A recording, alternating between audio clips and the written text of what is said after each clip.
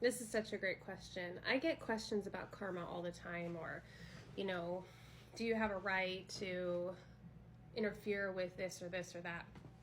And so, first of all, I do want to say that not all witches believe in karma, because there are as many ways to practice witchcraft as there are witches, right?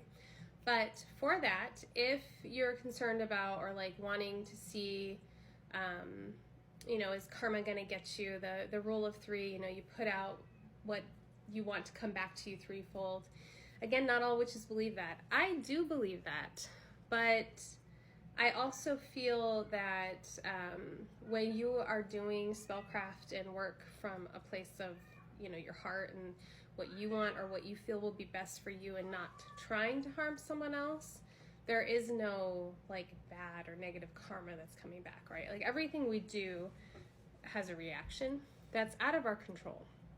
But something that can help you is at the end of your spell or ritual, you can say, may this be so under the law of grace for the good of all. And that's kind of a way of saying, like, I'm open to intervention from my angels and guides or whoever you believe in, from saying, no, this isn't really going to be the best thing for all involved, and you allow grace to come in and kind of change it up if it needs to. So that's kind of like what I feel is a way of kind of being unafraid of karma. And then the second part of your question, I'm very passionate about protection. I talk about that a lot in here. I think just everybody should work on spiritual protection, whether they're a witch or not, because there's stuff out there.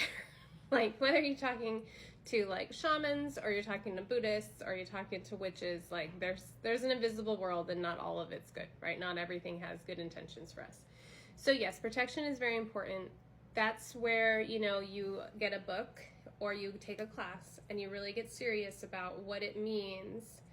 What does spiritual protection look like? Like I always say, pick a protective deity. So I work with archangels, Michael, Saint Michael. A lot of witches do.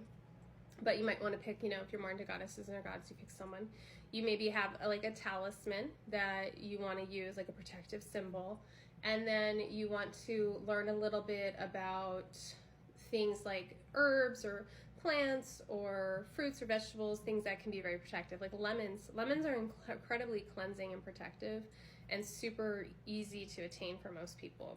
So definitely, I agree, do your homework on your protection and start doing that every day. Just put some spiritual protection around yourself, start casting circles before you even do the magic.